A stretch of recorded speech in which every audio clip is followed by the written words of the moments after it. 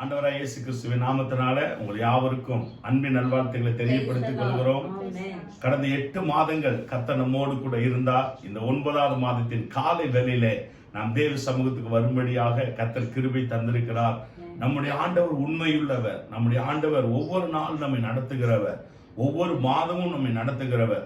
எனவே இந்த 1ஆம் தேதி காலையில நாம் தேவ சமூகத்தில் கூடி பாடல்களை பாடி ஆண்டவருடைய வார்த்தையை கேட்டு ஒரு புதிய பலத்தோடு, புதிய அபிஷேகத்தோடு, புதிய கிருபையோடு கூட இந்த புதிய மாதத்துக்குள் பிரவேசிக்க கர்த்தர் நமக்கு கிருபை தந்திருக்கிறார். ஆமென். இந்த 1ஆம் தேதி காலையில நீங்கள் நானும் தேவ சமூகத்துக்கு வந்திருக்கிறோம்.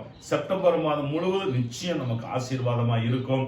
நீங்கள் சுகமாய் இருப்பீர்கள். கர்த்தர் இந்த மாதத்தில் நிச்சயமாக வெற்றி நிச்சயமாய் கட்டளையிடுவாராக. அல்லேலூயா. நம்ம எல்லாரும் கண்களை மூடி ஆண்டவர் இந்த அருமையான காலை வேளையை நமக்கு தேவன் ஆசீர்வதித்து தரும்படியா நம்ம எல்லாரும் செபிக்க போகிறோம். எல்லாரும் நம்ம ஸ்தோத்திரம் பண்ணலாமா? ஆண்டவரே உமக்கு ஸ்தோத்திரம் ராஜா. கிருபையின் தேவனே உம்முடைய நாமத்துக்கு ஸ்தோத்திரம். இரக்கத்தின் தேவனே உம்முடைய நாமத்துக்கு ஸ்தோத்திரம். 8 மாதங்கள் கர்த்தர் எங்களோடு கூட இருந்தீரே, அதற்காக உமக்கு நன்றி செலுத்துகிறோம். இந்த 9வது மாதத்தில் உம்முடைய கரம் எங்களோடு கூட இருப்பதற்காக நன்றி ஆண்டவரே.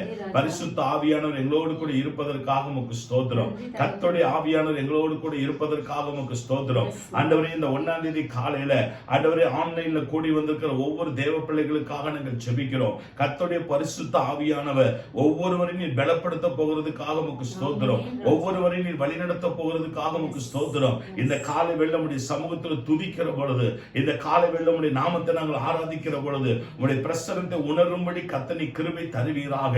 2 பேர் 3 பேர் கூட அவங்க மத்தியில இருக்கிறேன் என்று வாக்கு பண்ணின ஆண்டவர், இந்த காலை வேளை எங்கள் மத்தியில ஆண்டவரே கடந்து வந்து எங்களை பலப்படுத்த போகிறதுக்காக உமக்கு ஸ்தோத்திரம் ஆண்டவரே. அப்படியே தேவனுடைய வார்த்தைக்காக செபியுங்க. ஒவ்வொரு நாளும், ஒவ்வொரு நிமிடமும், ஒவ்வொரு நொடி பொழுதும் தேவனுடைய வார்த்தை ஜீவன் உள்ளது. சகல பிரஸ்தாவத்தை பார்க்க தேவன் தன்னுடைய வார்த்தை கனப்படுத்தி வைத்திருக்கிறார். இன்றைக்கு அந்த வார்த்தை உங்களுடைய வாழ்க்கையில என்ன காரியத்தை செய்ய வேண்டுமோ அதை நிச்சயமாய் செய்துவிட்டு தேவ சமூகத்துக்கு திரும்பவும் தேவனுடைய வார்த்தை நீங்கள் கேட்கிற பொழுது உங்களுக்குள்ள ஜீவன் உண்டாகும், உங்களுக்குள்ள ஆசீர்வாதம் உண்டாகும், உங்களுக்குள்ள பலன் உண்டாகும். தேவனுடைய வார்த்தை நம்முடைய வாழ்க்கையில பெரிய காரியத்தை செய்யும். இந்த காலை வேளை எங்களோடு கூட நீர் பேசும்படி நாங்கள் ஜெபிக்கிறோம் ஆண்டவரே. தகப்பனே எல்லாவற்றும் உடைய கரத்தில் ஒப்பு கொடுக்கிறோம். காணிக்கை பகுதி, அறிவிப்பு ஆண்டவரே, சாட்சி பகுதி எல்லாத்தையும் நீங்க பொறுப்படுத்திக் கொள்ளுங்க. இந்த ஆராதனுடைய ஆரம்பம் முதல் முடிவு வரைக்கும் பரிசுத்த ஆவியானவர்களை வழிநடத்த போகிறதுக்காக உமக்கு ஸ்தோத்திரம் ஆண்டவரே. தொடர்ந்து நீங்க பொறுப்படுத்திக் கொள்ளுங்க. இயேசு கிறிஸ்துவின் நாமத்தில் ஜெபிக்கிறோம் நல்ல பிதாவே. ஆமென், ஆமென், ஆமென். ஹல்லேலூயா. இந்த காலை வேளையிலே நாம் கர்த்தரை துதித்து பாடும்படியாய் நாம் கடந்து வந்திருக்கிறோம். இந்த நேரத்தில் பாசமாவும் ஓபேத்தர் நம்மளை ஆராதனை வழி நடத்துவாங்க. நம்ம எல்லாரும் சேர்ந்து ஆண்டவர் நாமத்தை மகிமைப்படுத்துவோம். கர்த்தர் நம்மை நிறைவாய் ஆசீர்வதிப்பாராக. ஆமென், ஆமென், ஆமென். Praise the lord. கர்த்தர் நல்லவர். இந்த காலை வேளையிலும் கூட கர்த்தர் ஒவ்வொரு நாளும் ஆண்டவர் 8 மாதம் நம்மளை நடத்தினார், பாதுகாத்தார். இந்த 9வது மாதத்துல 1ஆம் தேதி காலை வேளையில இந்த ஆராதனையை பார்த்து கொண்டிருக்கிறவர்கள் ஒவ்வொருவரையும் கிறிஸ்துவின் கரிசனை திருச்சபையின் சார்பாக உங்களை நாங்கள் அன்போடு கூட உங்களை நாங்கள் வரவேற்கிறோம், உங்களை நாங்கள் வாழ்த்துகிறோம். இந்த வாக்குத்தத்த ஆராதனை நிச்சயமாக நமக்கு ஆசீர்வாதமாக இருக்கும். எங்களோடு சேர்ந்து ஆண்டவரை மகிமைப்படுத்துவோம். நாம் ஒருமித்து தேவனுடைய நாமத்தை உயர்த்தி பாடிய நாமத்தை நாம் இந்த காலை வேளையில சந்தோஷத்தோடு மகிழ்ச்சியோடு இந்த காலையில உயர்த்தி பாடுகிற பொழுது கர்த்தருடைய மகிமை பிரசன்னம் இந்த மாதமெல்லாம் நம்மளோடு கூட வழிநடத்தி நம்மளை பாதுகாக்க அவர் வல்லமையுடைய தேவன். இந்த காலை வேளையிலும் கூட நான் பாடுவதற்கு முன்பதாக ஒரு சங்கீதத்தை வாசிக்கிறேன். சங்கீதக்காரன் இப்படியாக சொல்கிறார். சங்கீதம் 25வது சங்கீதத்துல, கர்த்தாவே உம்மிடத்தில் என் ஆத்துமாவை உயர்த்துகிறேன், என் தேவனே உம்மை நம்பி இருக்கிறேன், நான் வெட்கப்பட்டு போகாதபடி செய்யும், என் சத்துருக்கள் என்னை மேற்கொண்டு மகிழ விடாதேயும், உம்மை நோக்கி காத்திருக்கிற ஒருவரும் வெட்கப்பட்டு போகாதபடி செய்யும்.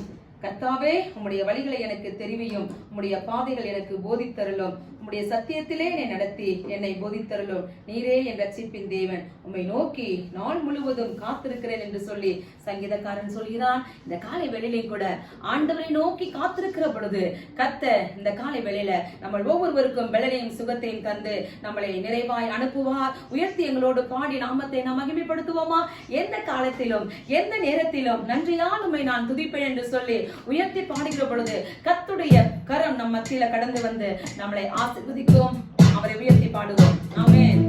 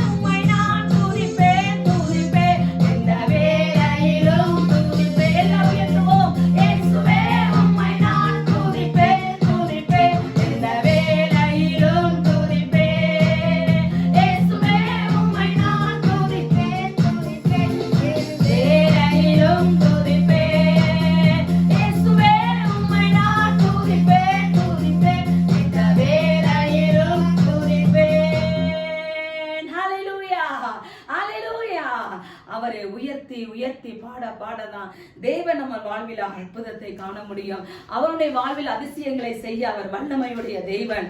என் மீட்பர், அவர் நம் மேய்ப்பருங்க. இந்த மாதம் முழுவதும் ஆண்டவர் உங்களுக்கு நல்ல மேய்ப்பரா இருந்து நம்மளை வழிநடத்துவார். பசுமையான இடத்துல, செழிப்பான இடத்துல, நீர்ப்பாய்ச்சலான இடத்துல ஆண்டவர் நம்மளை கொண்டு செல்கிற நல்ல மேய்ப்பர், நம்மளை மேய்த்து செல்ல நல்ல மேய்ப்பரா இருந்து உங்களை நிச்சயமாலுமே நடத்துவார். இந்த வேளையில அப்படியே எல்லாரும் கண்களை மூடி, ஆண்டவரே உம்மை நாங்கள் ஆராதனை செய்கிறோமையா என்று சொல்லி 8 மாதம் ஆண்டவர் நம்மளோடு கூட இருந்து நடத்தினார்.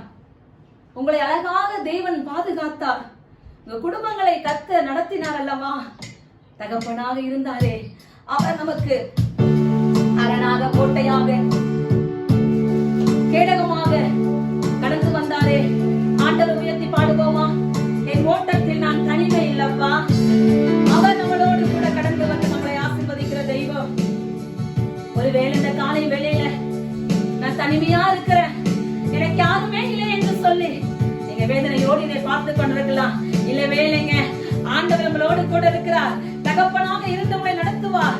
உங்க ஓட்டத்தில் அவரோடு கூட கடந்து வருகிற தெய்வம். அவரை உயர்த்தி ஆராதனை செய்வோமா? யாக்கோபின் தேவனே, உம்மை நாங்கள் உயர்த்துகிறோம்.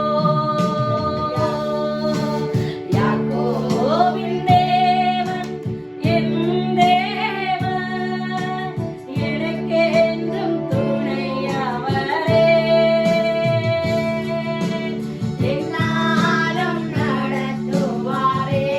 எல்லாருமாக யாக்கோபின் தேவன் என் தேவன், எனக்கென்றும்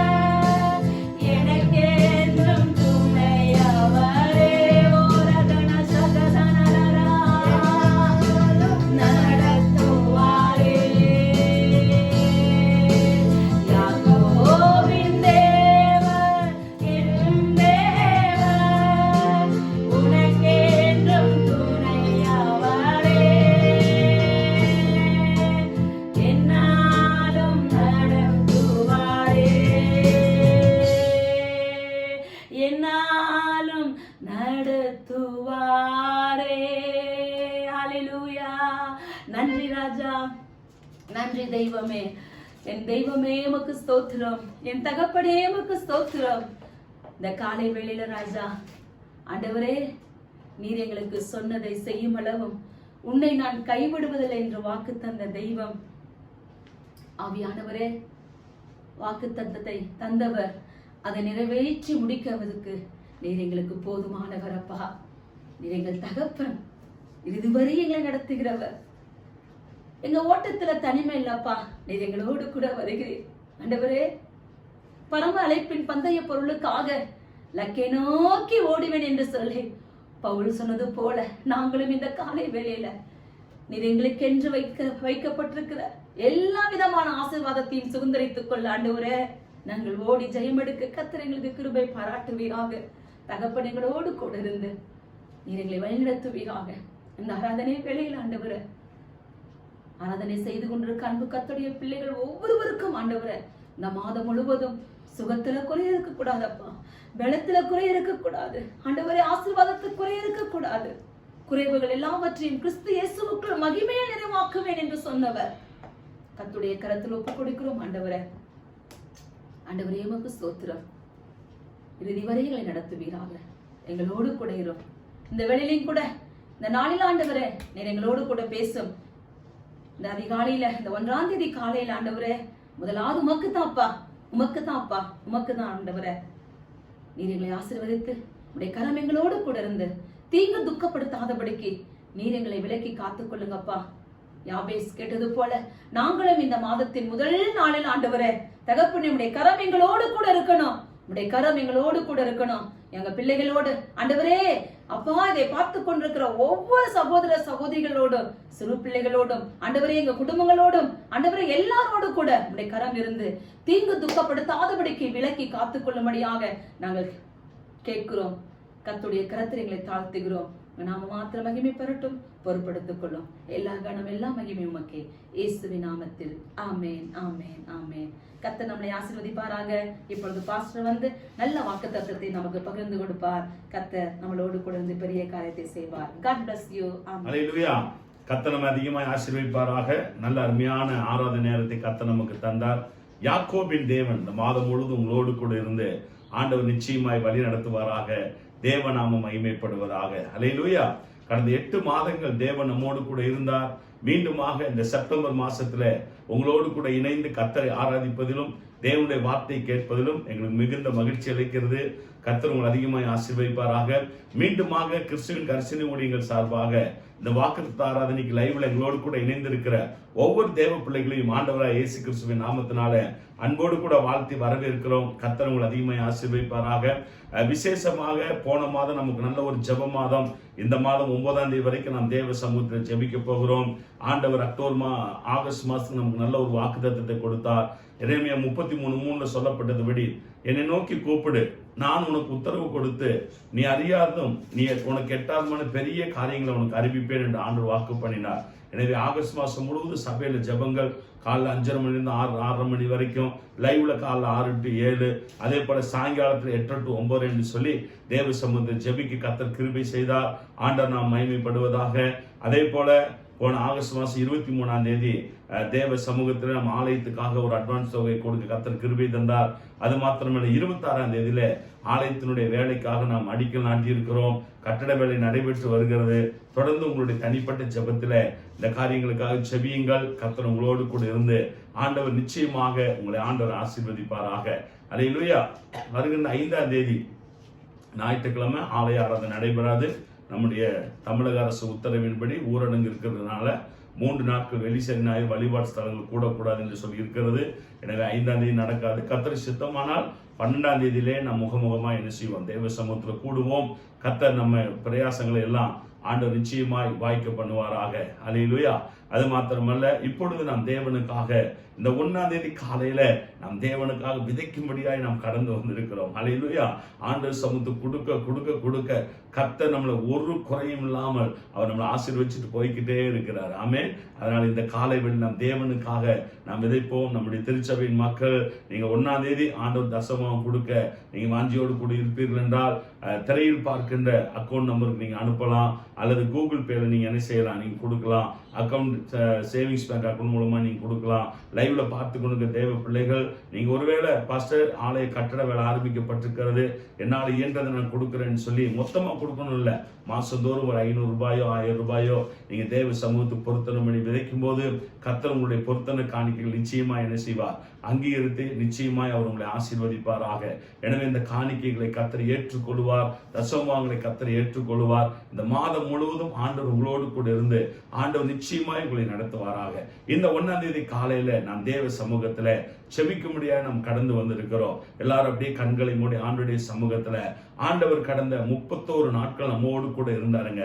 31 நாட்கள் நாம் பண்ணின ஜெபங்களுக்கெல்லாம் ஆண்டவர் பதில் கொடுத்தார். இந்த செப்டம்பர் மாசம் 1ஆம் தேதி காலையில நம்முடைய ஜெபங்களுக்கு அவர் பதில் கொடுக்கிற தேவனாக இருக்கிறார். எனவே முதலாவது நாம் தேவனுக்கு நாம் நன்றி செலுத்துவோம். 8 மாசம் என்னை காத்து நடத்தினீங்களே, அநேக மக்கள் கொரோனால மரிச்சு போயிட்டாங்க, ஆனா கர்த்தரோ உங்களுக்கு எனக்கு ஜீவனை தந்திருக்கிறார், சுகத்தை தந்திருக்கிறார், ஆயுசு நாட்களை கூட்டி தந்திருக்கிறார், உண்ண உணவும் உடுக்க உடையும் இருக்க இருப்பிடமும் தந்து இந்த மகா வறட்சியான காலத்துல கூட கர்த்தர் நம்முடைய தேவைகளை எல்லாம் சந்தித்து வருகிறார். அப்படிப்பட்ட நல்ல தேவனுக்கு நாம் நன்றி செலுத்துவோம். அதே போல இந்த புதிய மாதத்தை தேவ சமூகத்தில் ஆரம்பிப்போம். ஆண்டவரை பார்த்து சொல்லுங்க, ஆண்டவரே இந்த செப்டம்பர் மாசம் ஒரு குறையும் இல்லாதபடிக்கு நீர் என்னை நடத்த போகிறதுக்காக உமக்கு ஸ்தோத்திரம் என்று சொல்லி நம்ம எல்லாரும் ஆண்டவர் நாமத்தை நம்ம மகிமைப்படுத்துவோம். ஹல்லேலூயா. அப்படியே தேவ சமூகத்தில் செபிங்க. பரிசுத்தமுள்ள நல்ல பிதாவே, இந்த அருமையான ஆசீர்வதிக்கப்பட்ட ஆண்டவரே காலை வேளையில ஆண்டவரே உம்முடைய சமூகத்தில் செப்டம்பர் மாசத்துக்காக நாங்கள் செபிக்கிறோம். ஆண்டவரே இந்த ஆராதனையில் எங்களோடு கூட கூடி வந்திருக்கிற ஒவ்வொரு தேவ பிள்ளைகளையும் உம்முடைய கரத்தில் ஒப்பு கொடுத்து நாங்கள் செபிக்கிறோம். பரிசுத்த ஆவியானவர் நீர் வழிநடத்த போகிறதுக்காக உமக்கு ஸ்தோத்திரம். செபங்களுக்கு நீர் பதில் தரப்போகிறதுக்காக உமக்கு நன்றி செலுத்துகிறோம். விசேஷமாக இந்த நாட்களிலே ஆண்டவரே இந்த மாதம் முழுவதும் எல்லா ஞாயிற்றுக்கிழமை ஆராதனையை உம்முடைய கரத்தில் ஒப்பு கொடுத்து நாங்கள் செபிக்கிறோம். கிறிஸ்துவின் கரிசனை ஊழியங்களை உம்முடைய கரத்தில் ஒப்பு கொடுக்கிறோம். கேர் டிவி உம்முடைய கரத்தில் ஒப்பு கொடுக்கிறோம். ஆலயத்தினுடைய கட்டுமான பணியை உம்முடைய ரத்த கொட்டைகளாய் ஒப்பு கொடுக்கிறோம். கிறிஸ்துவின் கரிசனை திருச்சபையின் அங்கத்தினர்களும் ரத்த கொட்டைகளாய் ஒப்பு கொடுக்கிறோம். இந்த ஊழியங்களை தாங்குகிற மக்கள் பேரும் ரத்தத்தை நாங்கள் தெளிக்கிறோம். இந்த ஊழியத்திற்காக ஜெபிக்கிற மக்கள் பேரும் ரத்தத்தை நாங்கள் தெளிக்கிறோம். இந்த ஊழியங்கள் விரிவடைய வேண்டும் என்று சொல்லி உம்முடைய சமூகத்தில் உதவி செய்கிற ஒவ்வொரு மக்களுக்காக உம்முடைய சமூகத்தில் வருகிறோம். திருச்சபையில தங்களை அர்ப்பணித்து ஊழியம் செய்கிற தேவ பிள்ளைகளுக்காக நாங்கள் ஜெபிக்கிறோம். தலைவர்களுக்காக மூப்பர்களுக்காக நாங்கள் ஜெபிக்கிறோம். எல்லாரையும் கர்த்தர் நீர் பலப்படுத்த போகிறதுக்காக உமக்கு ஸ்தோத்திரம் ஆண்டவரே. ஆண்டவரே உம்முடைய நாமத்துக்கு நாங்கள் நன்றி செலுத்துகிறோம். இந்த செப்டம்பர் மாசத்துல கர்த்தர் ஒவ்வொரு குடும்பத்தையும் ஆதரித்து வழிநடத்துவீராக. கணவனை இழந்த மக்கள் உண்டு ஐயா, மனைவியும் இழந்தவர்கள் உண்டு ஆண்டவரே. ஆண்டவரே பிள்ளைகளை இழந்தவர்கள் உண்டு ஆண்டவரே. அப்பா வீட்டை இழந்தவர்கள் உண்டு ஆண்டவரே. அப்பா விசுவாச குடும்பங்களை இழந்த போதகர் உண்டு ஆண்டவரே. போதகரை இழந்த விசுவாச குடும்பங்கள் உண்டு ஆண்டவரே. இந்த நேரத்தில் ஒவ்வொருவரையும் நீங்க ஆறுதல் படுத்துங்கப்பா. இந்த நேரத்தில் ஆஸ்பத்திரியில சிகிச்சை பெற்று வருகிற ஒவ்வொரு மக்களையும் ரத்த கோட்டைகளாய் ஒப்பு கொடுத்து நாங்கள் ஜெபிக்கிறோம் ஆண்டவரே. கர்த்தர் பெரிய காரியத்தை செய்ய போகிறதுக்காக உமக்கு ஸ்தோத்திரம். விசேஷமாக இந்த நாளில கூட ஆண்டவரே அப்பா எங்களுடைய தமிழக முதல்வருக்காக நாங்கள் ஜெபிக்கிறோம். 1 தீமோத்தேயு 2 அதிகாரம் 1-3 வசனத்துல நீங்க சொல்லியிருக்கிறீங்க, கலகம் இல்லாமல் அமைதியுள்ள ஜீவனம் பண்ணும்படிக்கு ராஜாக்களுக்காக அதிகாரத்துள்ள யாவருக்காக ஜெபம் பண்ண சொல்லியிருக்கிறீங்க. உங்களுடைய வார்த்தை கீழ்ப்படிந்து இந்த நாளில் நாங்கள் எல்லாரும் ஒருமனப்பட்டு நாங்கள் ஜெபிக்கிறோம். தமிழ்நாட்டில் நல்ல ஆட்சியை கொடுத்திருக்கிறீங்க, அதற்காக உமக்கு ஸ்தோத்திரம் ஆண்டவரே. தமிழக முதல்வருக்கு தேவையான ஞானத்தை கொடுங்கப்பா. சாலமோன் நாட்களை எப்படி சாலமோன் ராஜ்யத்தை பாரம் பண்ணினாரோ அதே போல எல்லா இடங்களிலும் சமாதானம் கிடைக்கும்படி கர்த்தர் இந்த ஆட்சியை நீர் பயன்படுத்த வேண்டும்படியான நாங்கள் ஜெபிக்கிறோம் ஆண்டவரே. அமைச்சர் பெருமக்கள் ஆண்டவரே, விசேஷமாக எம்எல்ஏக்களுக்காக நாங்கள் ஜெபிக்கிறோம் ஆண்டவரே. அப்பா உம்முடைய கரத்தில் ஒப்பு கொடுக்கிறோம். எதிர்க்கட்சி தலைவர் எம்எல்ஏக்களுக்காக நாங்கள் ஜெபிக்கிறோம். 38 மாவட்டத்தினுடைய மாவட்ட ஆட்சியாளர்களுக்காக நாங்கள் ஜெபம் பண்ணுகிறோம் ஆண்டவரே. அப்பா காவல்துறை கண்காணிப்பாளர்களுக்காக நாங்கள் ஜெபிக்கிறோம். மருத்துவர்களுக்காக நாங்கள் ஜெபிக்கிறோம். தன்னார்வ தொண்டு நிறுவனங்களுக்காக ஜெபிக்கிறோம். தன்னார்வலர்களுக்காக நாங்கள் ஜெபம் பண்ணுகிறோம். அதிகாரத்தில் இருக்கிற எல்லா ஐஏஎஸ் ஐபிஎஸ் அதிகாரிகளுக்காக நாங்கள் ஜெபிக்கிறோம். தமிழ்நாட்டிலே இயேசுவின் நாமத்தில் சமாதானம் உண்டாவதாக. தமிழ்நாட்டிலே இயேசுவின் நாமத்தில் ஊழியங்கள் வளருவதாக. தமிழ்நாட்டிலே இயேசுவின் நாமத்தில் திருச்சபைகள் கட்டப்படுவதாக. தமிழ்நாட்டில் இருக்கிற ரட்சிக்கப்படாத மக்கள் இயேசுவின் நாமத்தில் ரட்சிக்கப்படுவார்களாக. உம்மை சொந்த ரட்சகராக ஏற்றுக்கொள்ள கர்த்தர் கர்த்தர் நீ கிருபை தரப்போகிறதுக்காக உங்களுக்கு ஸ்தோத்திரம் ஆண்டவரே. அப்பா நீங்க பொறுப்படுத்திக் கொள்ளுங்க. இந்திய தேசத்துக்காக நாங்கள் ஜெபிக்கிறோம் ஆண்டவரே. அப்பா 130 கோடிக்கு மேல மக்கள் இருக்கிறார்கள் ஐயா. ஆண்டவரே இந்திய தேசத்தை கர்த்தர் நீர் ஆசீர்வதிப்பீராக. ஆண்டவரே 28 மாநிலங்களையும் இரத்த கோட்டைகளாய் ஒப்பு கொடுக்கிறோம். ஒவ்வொரு மாநிலத்திலையும் இயேசுவின் ரத்தத்தை நாங்கள் தெளிக்கிறோம். உமக்கு சித்தமில்லாத எந்த காரியம் தேசத்தில் நடைபெறவே கூடாது ஆண்டவரே. தேவனுடைய ராஜ்யத்துக்கு விரோதமாக எந்த திட்டங்கள் தீட்டப்படவே கூடாது. தேவனுடைய ஆண்டவரே ஊழியங்களுக்கு விரோதமாக எந்த ஒரு பிளான் நடக்கவே கூடாது.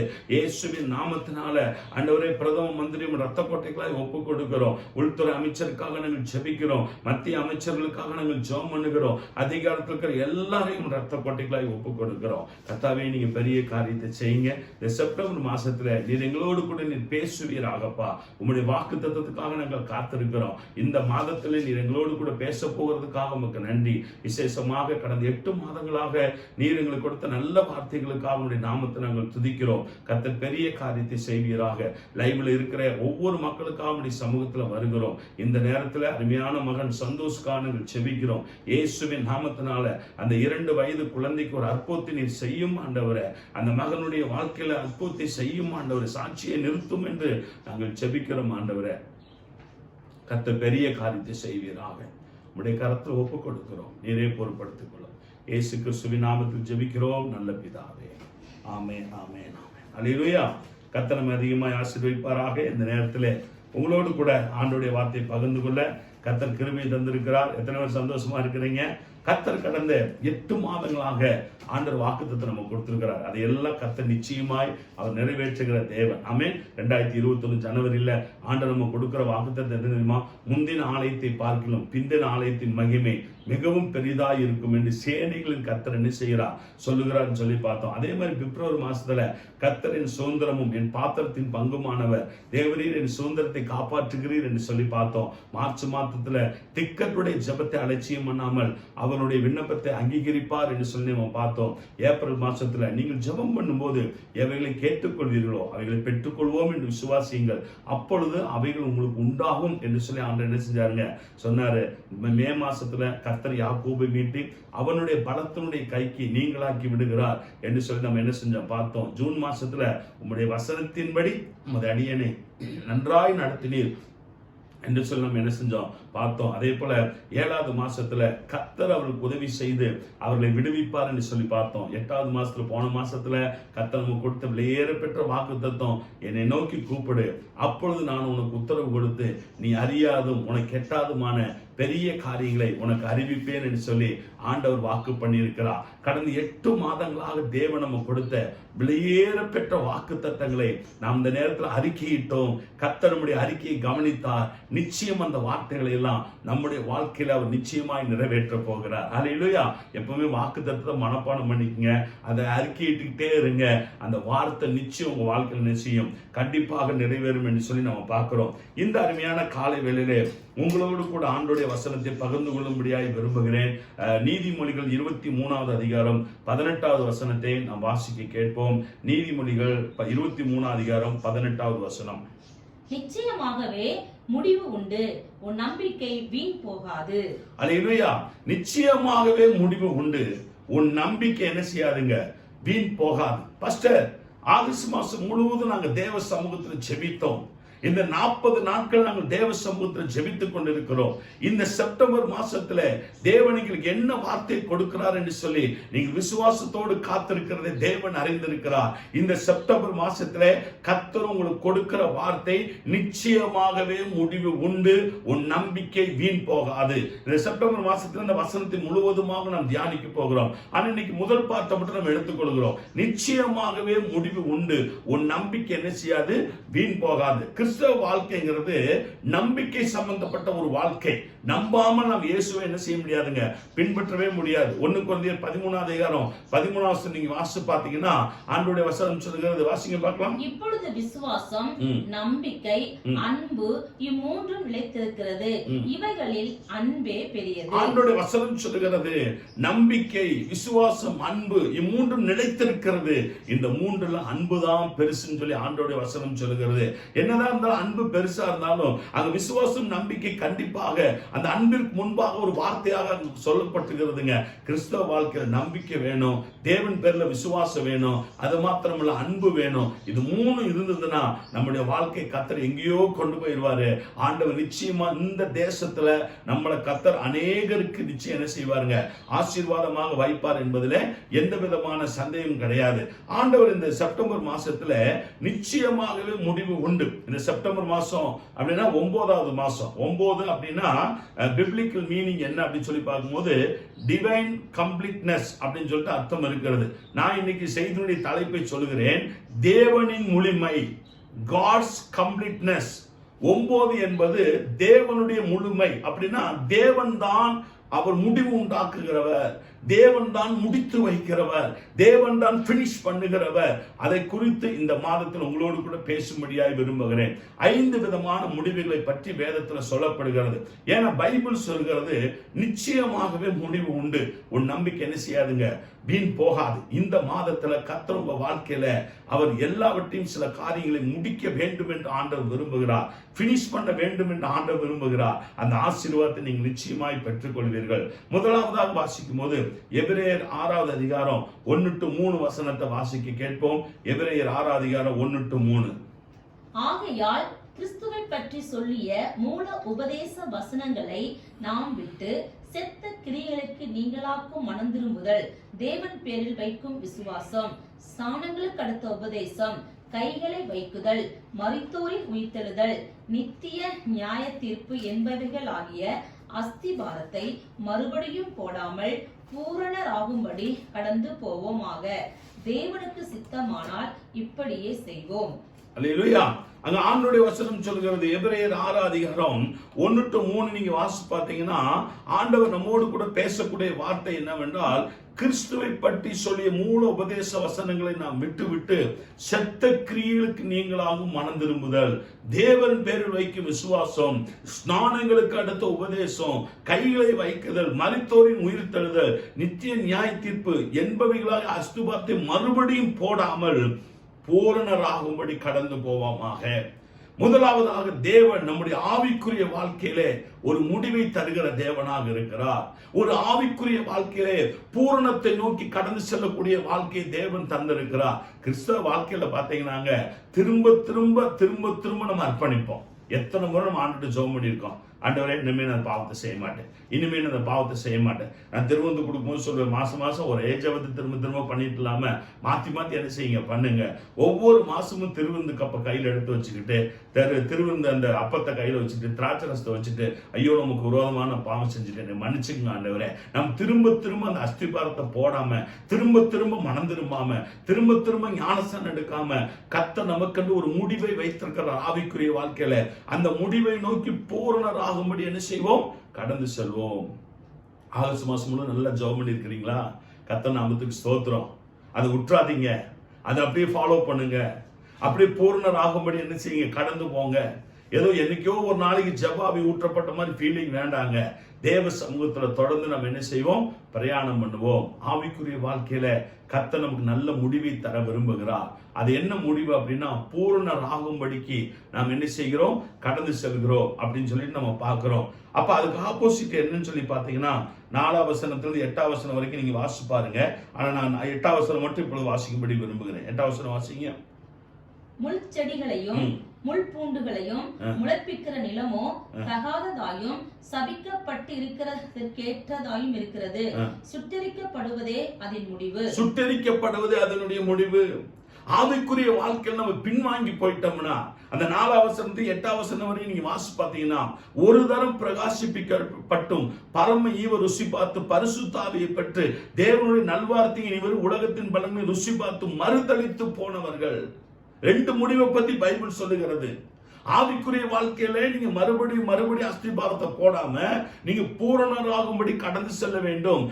கர்த்தர் தேவனுக்கு சித்தமான இப்படியே செய்வோம் என்று சொல்லி பவுல் சொல்லுகிறார். ஆனா இன்னொரு பக்கம் என்ன சொல்றாரு தெரியுமா, நீ மனம் திரும்பாம பின்வாங்கி போயிட்டேனா உன்னை நான் புதுப்பிக்கிறது கூடாத காரியம்.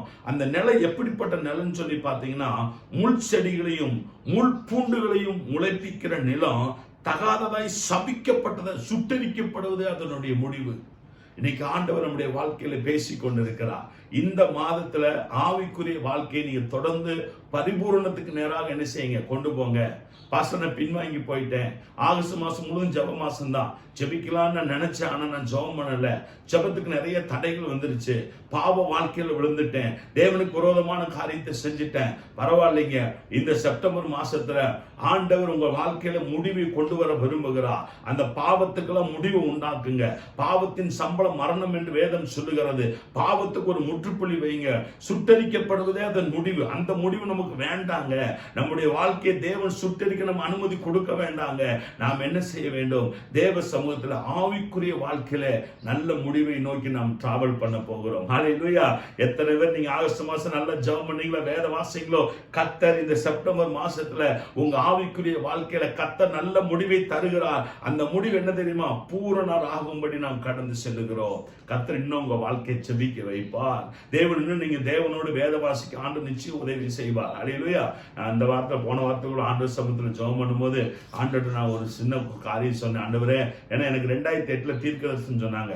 தீர்க்கதரிசனம் சொல்லும் போது காலின் கூப்பர், அவன் காலின் கூப்பர், அவங்க தீர்க்கதரிசனம் சொல்லும்போது சொன்னாங்க, உனக்கு ஒரு இடத்தை நான் உண்டாக்கி வச்சிருக்கிறேன், அந்த இடத்துல நீ என் கூட பேசுவ, என் கூட பழகுவ, என் கூட நீ டைம் ஸ்பெண்ட் பண்ணுவ அப்படின்னு சொல்லி சொன்னாரு. இப்போ நான் தேவ சமூகத்தை ஜெபிச்சுக்கிட்டே தான் இருக்கிறேன். ஆனால் அந்த ஆலய கட்டுமான பணிக்கு அஸ்திவாரம் போட்டுறதுனால நான் ஆண்டவர்கிட்ட சொல்லி ஜெபம் பண்ணிட்டே இருக்கேன். ஆண்டவரே, எனக்கு நல்ல ஒரு ஆலயத்தை கொடுங்க ஆண்டவரே.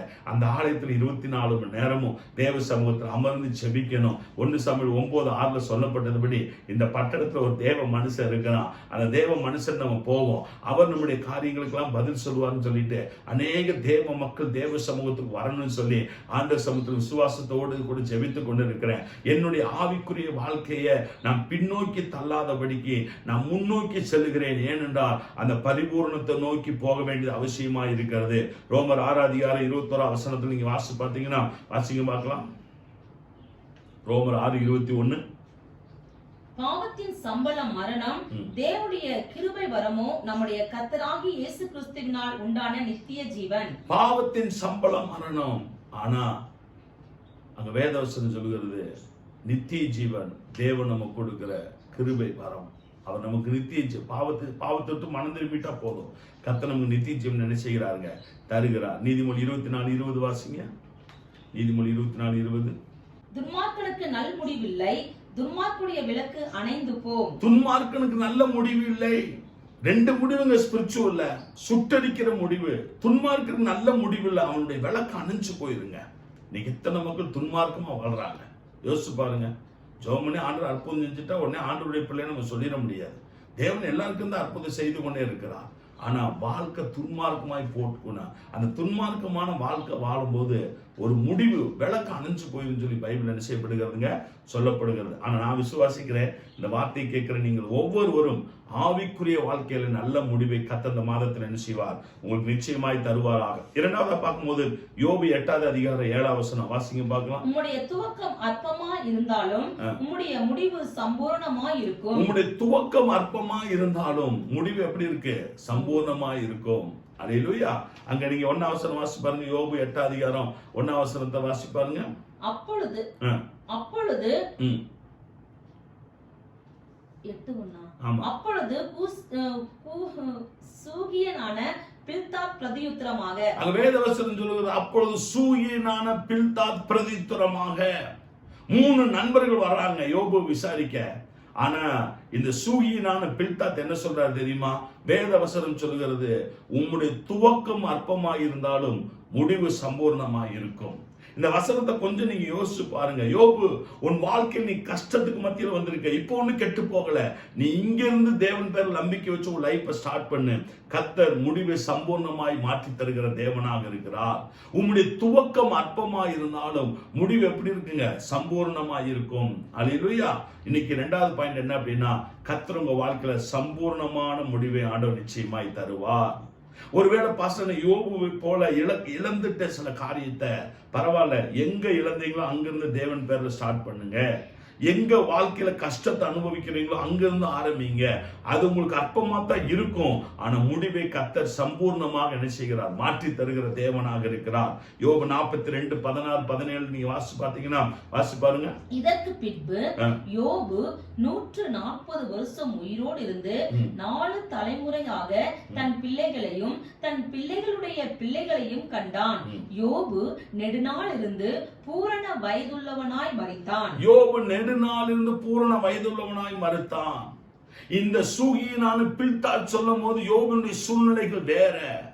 ஆனா அந்த இடத்துல அவன் அற்பமாய் அந்த வாழ்க்கையை ஆரம்பிச்சு வச்சான். என் லைஃப் இதோட முடியல, தேவன் இங்கிருந்து ஒரு ஸ்டார்டிங் கொடுப்பாருன்னு சொல்லிட்டு அவன் ஜெபம் பண்ண ஆரம்பிச்சான்.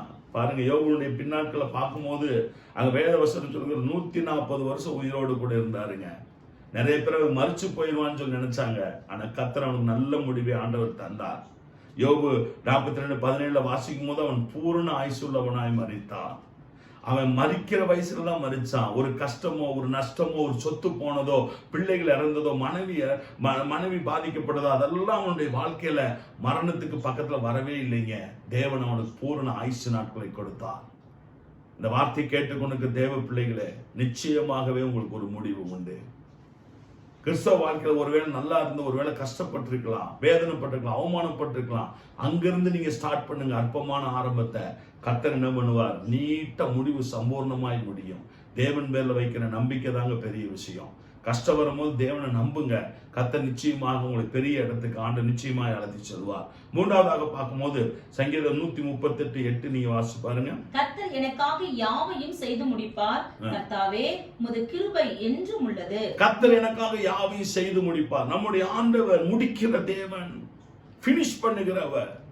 சிலவர்கிட்ட வேலையை கொடுத்து முடிக்கவே மாட்டாங்க, நம்மளே போய் பேச முடிச்சுட்டு போயிடலாம், அவ்வளவுதான். சிலர்லாம் பினிஷிங் நல்லாவே இருக்காதுங்க. ஆனா தாவீது தேவனை பத்தி சொல்லுகிறார், அவர் எனக்காக யாவை செய்து முடிப்பார். ஏனென்றால் அவர் முடிக்கிற தேவன், முடிக்கிறவரின் முடிவு, அவருடைய முடிவு எவ்வளவு பினிஷிங் நல்லா இருக்கும் பாருங்க. ஆதியாகமம் 2:2 நீங்க வாசி பாத்தீங்கன்னா தேவன் தாம் செய்த தம்முடைய கிரியையை 7ஆம் நாளிலே நிறைவேற்றி தாம் உண்டாக்கின தம்முடைய கிரியைகளை எல்லாம் முடித்த பின்பு 7ஆம் நாளிலே ஓய்ந்திருந்தார். தம்முடைய கிரியைகள் எல்லாம் முடித்த பின்பு 7ஆம் நாளிலே ஓய்ந்திருந்தார். 6 நாட்கள் தேவனுடைய சிருஷ்டிப்பை யோசிச்சு பாருங்க. என்ன அழகா தேவன் அதை எப்படி பினிஷ் பண்றாரு பாருங்க, எப்படி பினிஷ் பண்ணுகிறார். அல்லேலூயா. கடல்லாம் ஊருக்குள்ள வந்து நல்லா இருக்குமா என்ன? மழை பெஞ்சு தண்ணி வந்தாலும் நம்மளால சகிக்க முடியல. கடல் தண்ணி வந்தா கடல் தண்ணி எங்க இருக்கணுமோ அங்கதான் இருக்கணும். மேகம் எங்க இருக்கணுமோ அங்கதான் இருக்கணும். மலைகள் எங்க இருக்கணும்? மலைகள் பாருங்க வரிசையா இருக்கு. கிழக்கு தொடர்ச்சி மலை, மேற்கு தொடர்ச்சி மலை, ஊருக்குள்ளே இருக்குது மலை. யோசிச்சு பாருங்க. நான் கர்நாடகாவில் குடியிருக்கிறேன். ஒவ்வொரு தெருவுக்கு ஒரு மலை இருந்துச்சுன்னா இங்க மனுஷன் வசிக்க முடியுமா? கிடையாதுங்க. மலைகள்லாம் ஒரு பக்கம். அப்ப ஆண்டவர் பாருங்க, இந்த கிரியைகளை எல்லாம் செய்து முடித்த பின்பு அவர் ஓய்ந்திருந்தார். முடித்த பின்பு நினைந்தாங்க, பினிஷ் பண்ணாருங்க அவரு. அதாங்க அவருடைய முடிக்கிறவருடைய திறமையா இருந்தாங்க. ஏதோ ஆண்டவர் சிருஷ்டிப்பை ஏற்படுத்தி எல்லாம் பாதியில விட்டுட்டு போகலைங்க. மனுஷனுக்கு அது பெரிய பிரச்சனையா மாறிடும். ஆனா இன்னைக்கு ஆண்டவர் பாருங்க எல்லாவற்றையும் நல்லது என்று சொல்லி கண்டார். நல்லதெல்லாம் தேவன் தாங்க செய்கிறார். அப்போ நீங்க வாசி பாத்தீங்கன்னா 10:38 இயேசு நன்மை செய்கிறவர் சுற்றி திரிந்தார் என்று வேதம் சொல்லுகிறது. யாக்கோபு 1:17 நீங்க வாசி பாத்தீங்கன்னா நன்மையான எந்த ஈவும் பூரணமான எந்த வரமும் பரலோகத்தின் ஜோதியின் பிதாவினிடத்தில் இறங்கி வருகிறது என்று ஆண்டவர் சொல்லுகிறார். நல்லதெல்லாம் தேவன் செய்கிறார். ஒரு நாள் யாருக்கு தீமை செய்யவே மாட்டாருங்க. தீமை செய்யாத தேவன் நம்முடைய ஆண்டவர். வேதவசனம் சொல்லுகிறது, அவர் கர்த்தர் எனக்காக யாவை செய்து முடிப்பார். ஆகஸ்ட் மாசம் நீங்க ஜெபம் பண்ணிருக்கிறீங்களா? உங்க ஜெபத்தை கேட்டு கர்த்தர் உங்களை விடவே மாட்டார். உங்களுக்காக எல்லாவற்றையும் செய்து முடிக்கிற தேவன், எல்லாவற்றையும் உங்களுக்காக செய்து முடிப்பார். நீங்க என்னென்ன காரியங்களுக்காக ஜெபித்தீர்களோ அதையெல்லாம் தேவன் தான் சரியாக செய்து முடிப்பார். வேற யாரும் பினிஷ் பண்ணவே முடியாது.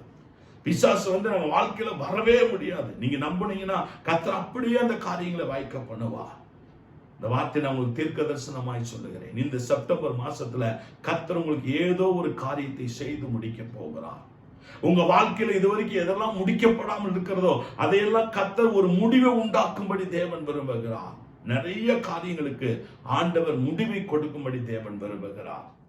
கவலைப்படாதீங்க. கர்த்தர் உங்களோடு கூட இருந்து அவர் நிச்சயமா உங்களை வழி நடத்துவார். பிரியமானவர்களே, 4வது பார்க்கும்போது 2 நாளாகமம் 6 அதிகாரம் 4 வசனம் வாசிங்க. அவன் சொன்னது, இஸ்ரவேலின் தேவனாகிய கர்த்தருக்கு ஸ்தோத்திரம். அவர் என் தகப்பனாகிய தாவீதுக்கு தம்முடைய வாக்கினால் சொன்னதை தம்முடைய கரத்தினால் நிறைவேற்றினார். தம்முடைய வாக்கினால் சொன்னதை கரத்தினால் நிறைவேற்றினார். ஏதோ நம்ம ஆண்டவர் சொல்லிட்டு போகிறவர் அல்ல, அவர் சொன்னார்னா கைகளினால் நிறைவேற்றுகிற தேவன். சொல்றதுக்கு நிறைய ஆள் இருக்காங்க. குறிப்பா நீங்க அரசியல் நான் பேசக்கூடாது, இருந்தாலும் ஒரு வார்த்தை சொல்லுகிறேன். அரசியல் சமயத்துல எவ்வளவு வாக்குத்தத்தம் கொடுக்குறாங்க மக்கள், எவ்வளவு வாக்குறுதிகள் கொடுக்குறாங்க. ஆனா ஆட்சிக்கு ஏறிட்டாங்க, அவ்வளவுதாங்க, திரும்ப அவங்கள பார்க்கவே முடியாது. தேர்தல் வாக்குறுதி கொடுக்கும்போது தெருவா வந்து வீடு வீடா சொல்லிட்டு போவாங்க. அதுக்கப்புறம் நீங்க அவங்க அப்பாயின்மெண்ட் வாங்க, ஒருத்தரும் போய் பார்க்கவே முடியாது. அவ்வளவு ஒண்ணுமே பண்ண முடியாதுங்க. சொல்றதுக்கு நிறைய ஆட்கள் இருக்காங்க. நாங்க ஆண்டோடைய கிருபையினால 10 ஆண்டுகளாக தனியா ஊழியம் செய்கிறோம். 2011 கை குழந்தை எடுத்துட்டு நான் ஆலயத்தை விட்டு வெளியில வரும்பொழுது, இந்த ஊழியத்தை ஆரம்பிக்கிற பொழுது எத்தனை மக்கள் எவ்வளவுலாம் சொன்னாங்க, ஒன்றும் செய்ய மாட்டாங்க. ஆனா தேவன் வாக்கினால் சொன்னதை அவர் கரங்களினால் நிறைவேற்றுகிற ஆண்டவர். அவர் என்ன சொன்னார்னு சொல்லி பாருங்க. 1 ராஜாக்கள் 8:19 வாசிங்க.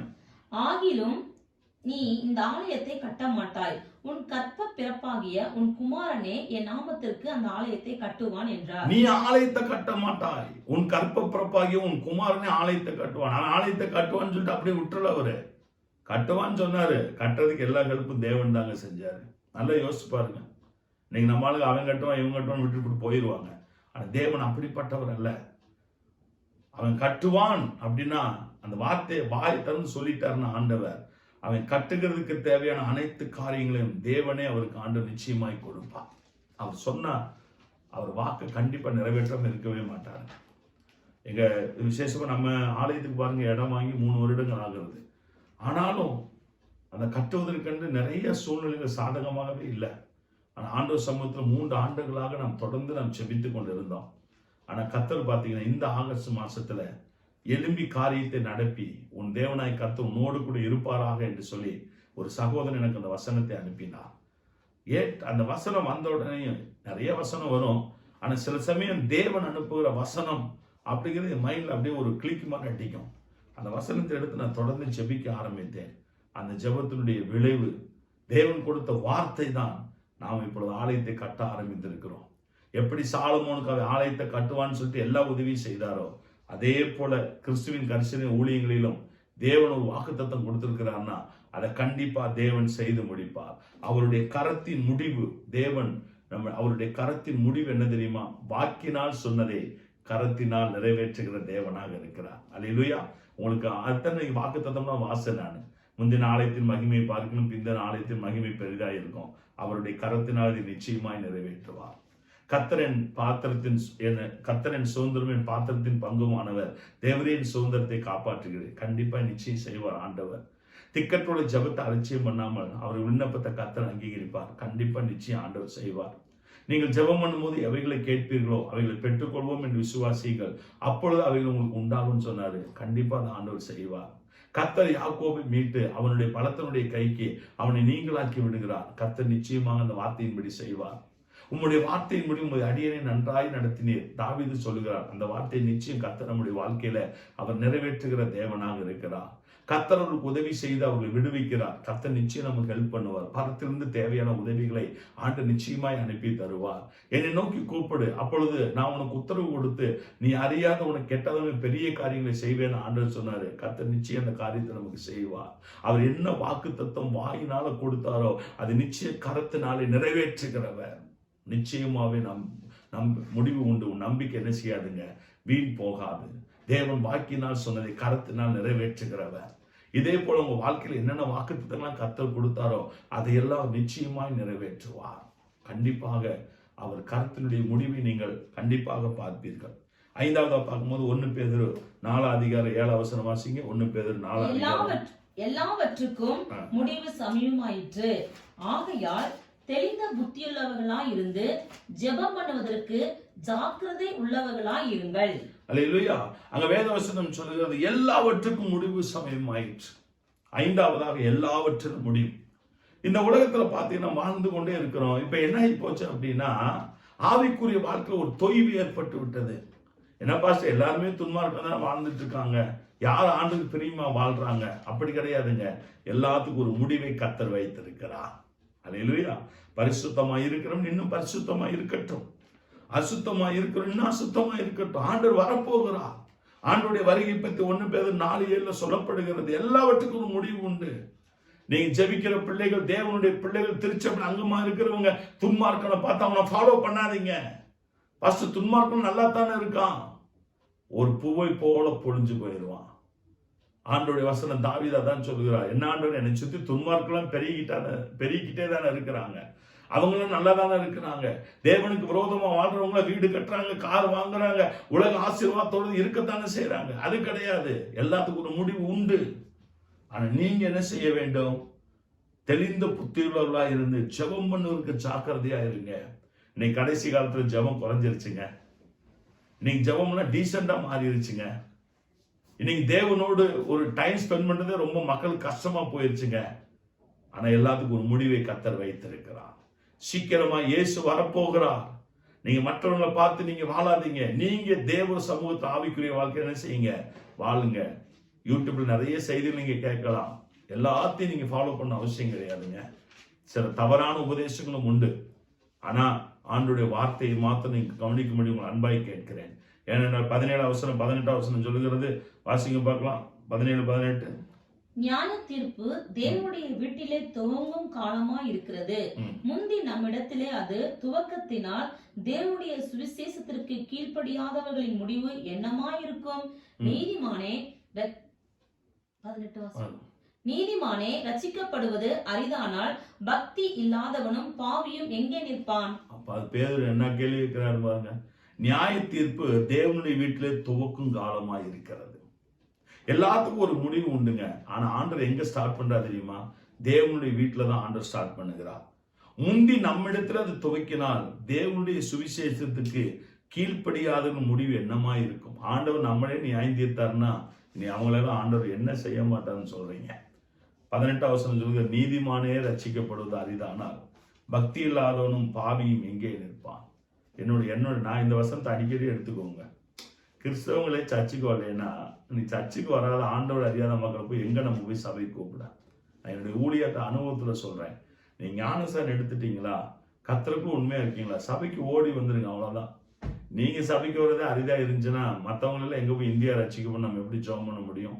தமிழ்நாடு ரட்சிக்க பண்ண எப்படிங்க நம்ம ஜெபம் பண்ண முடியும்? அதாங்க பேதுரு அதை எழுதுகிறார். பக்தி இல்லாதவனும் பாவி எங்கே நிற்பான்? யோசிச்சு பாருங்க. நீதிமானே ரட்சிக்கப்படுவது அரிதானார். ஆண்டவரை ஏற்றுக்கொண்டவங்களே இன்னும் நிறைய காரியத்துல விடுதலை பெற்றுக்கொள்ளலைன்னா பாவியா இருக்கிறவங்கள எங்கெங்க நிற்பாங்க? பக்தி இல்லாதவங்க எங்கெங்க நிற்பாங்க? எல்லாவற்றுக்கும் ஒரு முடிவு வருகிறது. உங்களுடைய வாழ்க்கையை நீங்க என்ன செய்யுங்க? சீர்தூக்கி பாருங்க. ஆண்டவர் உங்களுக்கு உண்டான பிரதிபலனை ஆண்டவர் நிச்சயமாக ஒரு வாழ்க்கையில் என்ன செய்ய போகிறார்? தரப்போகிறார். 5 முடிவுகளை சொன்னேன். நிச்சயமாகவே முடிவு உண்டு. என்ன உண்டு? ஆவிக்குரிய முடிவு உண்டு. கர்த்தர் உங்க ஆவிக்குரிய வாழ்க்கையில் நீங்க எந்த அளவுக்கு முன்னேறீங்களோ கர்த்தர் நல்ல முடிவை கர்த்தர் உங்களுக்கு வைத்திருக்கிறார். 2வது சம்பூர்ணமான முடிவு உண்டு. அல்லேலூயா. அங்கே துவக்க அற்பமா இருந்தாலும் முடிவு எப்படி இருக்குங்க? சம்பூர்ணமா இருக்கும். எவ்வளவு பெரிய கஷ்டத்துல நீங்க இருந்தாலும் சரி, அங்கிருந்து தேவன் பேர் நம்பிக்கை வச்சு ஸ்டார்ட் பண்ணுங்க. யோபுவை போல கர்த்தர் உங்களை நிச்சயமாய் ஆசீர்வதிப்பார். 3வது அவர் முடிக்கிறதுடைய முடிவா இருக்கிறது. அவர் தான் எல்லாத்தையும் பினிஷ் பண்ணுகிறார்.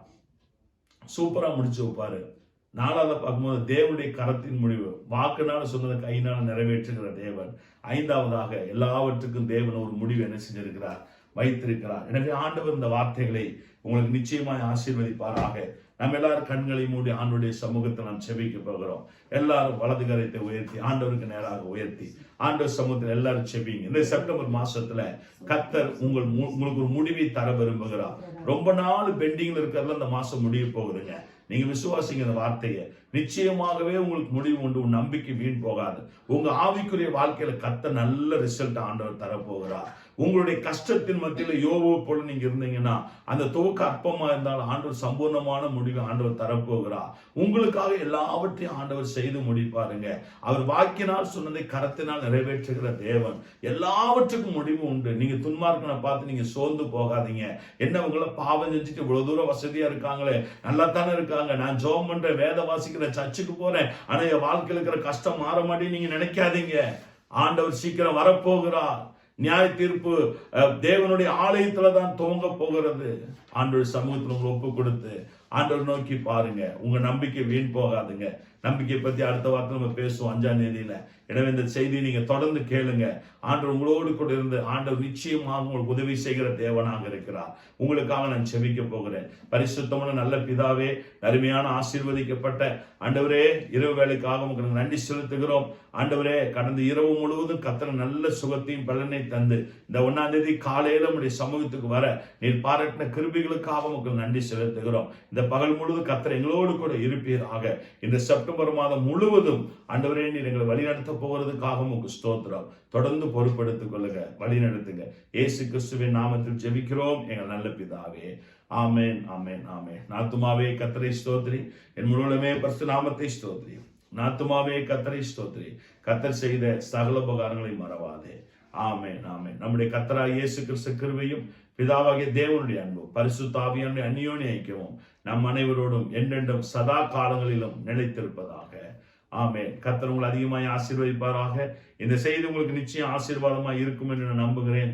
லைக் பண்ணுங்க, கமெண்ட் பண்ணுங்க, ஷேர் பண்ணுங்க. Care of Christ church care TV subscribe பண்ண மறந்துடாதீங்க. கர்த்தர் உங்களை அதிகமாய் ஆசீர்வதிப்பாராக. God bless you, God bless you, God bless you. Amen.